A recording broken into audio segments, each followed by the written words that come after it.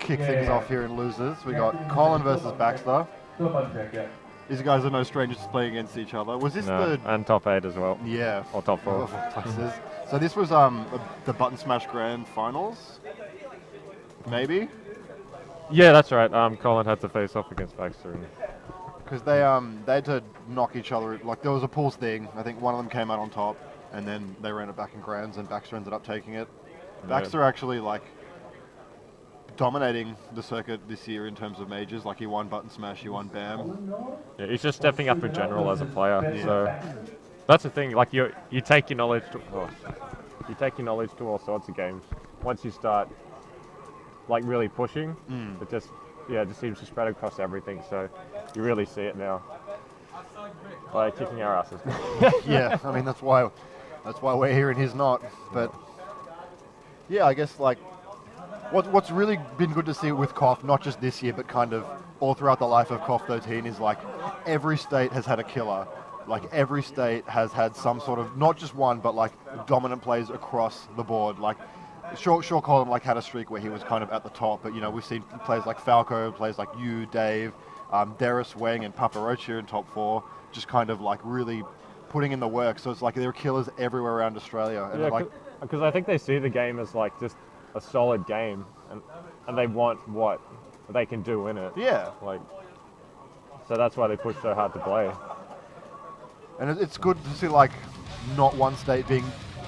I mean, like obviously, like you know, Queensland have been dominant in like recent months, but like every state has the potential to take it out here. And like you've got 2 Queensland, 1 Perth, 1 New South Wales, and that's kind of like that kind of really like sums up the like lifespan of KOF13, just like killers everywhere. Yeah, Not sure what's going on with it. Selfie? Yep.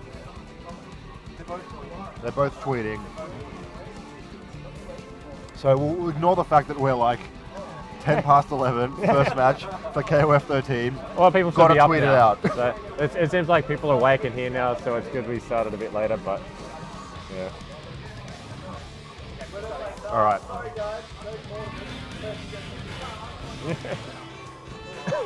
So they've been up there for a while, so we'll assume the buttons are ready to go, but the phones need to go away at some point, and the buttons need to be pressed. There we go, there's some buttons. All right, here we go, game 1. This is for top 3. This will be 2 out of 3, and then top 3, all matches will be 3 out of 5. 3 out of 5, all right. So we could be here a while. Or it'll be blowout. Anyway. Oh. No, I'm sure it'll be a competition between these two. It always is. Yeah, that's a great thing. The finals are always like back and forth. It doesn't feel like people win cleanly. Yeah. Especially when you see that little fella on the anchor on both those teams there. Definitely no one's winning cleanly here. That little guy with those big legs and flipping everywhere. Having a little bounce around. So like no real shocks here with the teams. And, wide stage. Wide stage. SNK. Nope, we're going back out. It sounds terrible and like it's just blinding. Yeah.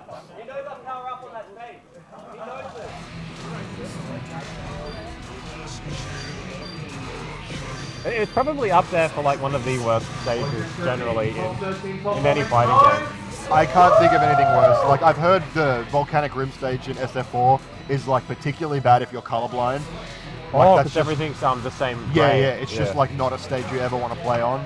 But I mean, so that stage is actually best for colorblind because the white on dark. There you go. Stage counterpicking is real without interactables. Yeah, all right. Something a bit more. Game 1. Dylan versus Ayori. Probably an even matchup. Just because Dylan can smother really easily, but early on he doesn't have the DP to get Ayori off him. Right. Just has to guess right. Alright. He's got the momentum now. What's he going to do with it? I went for the cross-up, but back to try to reset it. Oh, nice CD. You know, he's got him in. He's got the corner. Oh, Colin's out. Burns the bar. I think he's trying to follow a regular teleport. Yeah, he was looking for the punish on that, but Colin called it out, burned the bar, and won the point war.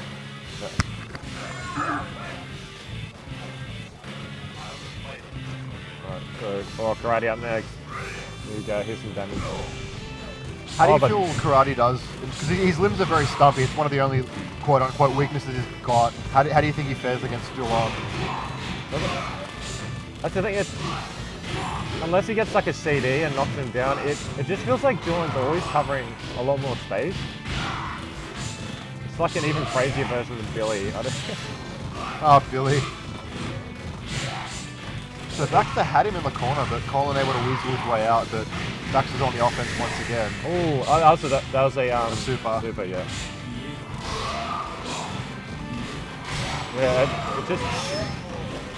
Because you can't zone him. Like, you can't zone him and just... It seems like CD is the only real big box he's got to just challenge. And you see those little limbs that just... Oh, Alright, so warm-up's over. yeah. Like, he's coming out now. Like, let's see. I mean, it's certainly, like, not unheard of for Kim to run it all the way back. But Colin's definitely been dominant in terms of the pacing of this match so far. But Baxter's got the bar, so he should be able to get something started.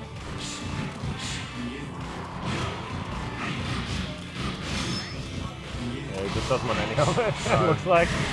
Alright. There we go. Yeah, one hit, see? Nice. And there we go. Now, nice teleport. He's reading that jump. Oh, very nice. Now he's only got one bar. Whoa, that was just eyeballing. Oh, that's one way to punish him, is to go under his air Hongetsu, but it's just really tricky because you think you're always going to be hit or you have to block it. that was beautiful spacing there. Yeah. Well, after that neutral jump, Baxter had to burn the bar to get out of that, like, to stop himself from landing on the projectile, and Colin was right there with the punish. And he's going to take game one nice and cleanly. And Colin still has that super punish after the foot. Oh, jeez, yeah. So and that super, it's like punishable like 3/4. It's really far. I can't say specifically, but it. Oh, there we go. All right, so we've got the corner now. Baxter off to a much better start, but Colin calls the hop out. Yeah.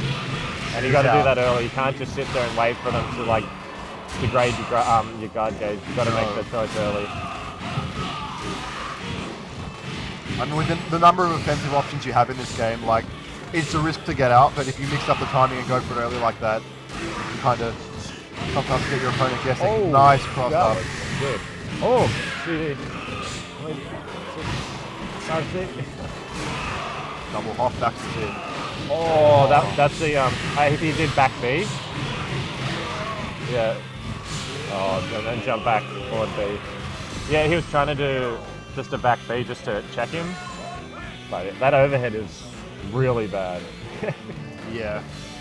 If he were to block that, were there any sort of clean punishes Paul could get off that situation? Off the overhead? Yeah. I don't know, because it's just never used. Yeah. Everything else is just so much faster that I just don't have any info on it. All right. Oh, he's trying to chase. So Baxter's like jumping into the wreckers. Yeah. He's been getting opportunities to get started, but Colin's just been doing a really good job of getting him off him. Yeah. Now, I've noticed that Baxter jumps in front of Dulon, and then so Colin's reading that and wreckering, so that's really hard for karate to just stop the wreckers like right in front of him. You'd have to like neutral jump and hope that Dulon goes underneath karate jump CD or something. And there's the punish he was looking for. He finally gets that. And now he's got the opportunity to take the point wall. But Colin says no. That's the thing, you always feel like you're sort of trapped by Dulon. Yeah, he's one of those characters. But that's what makes it so fun. It's... Sorry, I gotta... All good. So the Kim's out, no bar. So he's going to have to earn his way in. And there he goes. So Dulon's out of the way. And now we're going to see if Baxter can run it all the way back with Kim. If he burns the bar now, then he'll build it back up by the time he goes to Kim. Oh my goodness! I think it's a bit sketchy with that. He's a bit nervous. Here Here we go. All the meters, but drops it a little bit early. That's actually a fine. It's not a big deal. It's worse when you drop it and then you're recovering right in front of their face. Yeah. Oh my god, he just grabs out of gets his own. Jeez, and Colin's going to take that in a convincing fashion. Baxter bowing out in 4th place. Congratulations to him. Congratulations to X5 Baxter. And now we've got Papa Roach from Western Australia versus Mega Darb. Papa Mega Darb from Sydney. Woohoo! Papa Roach. Sahal seems like he's pretty polished at the moment. Like Yeah. he's getting his 1 frame links with Takumi.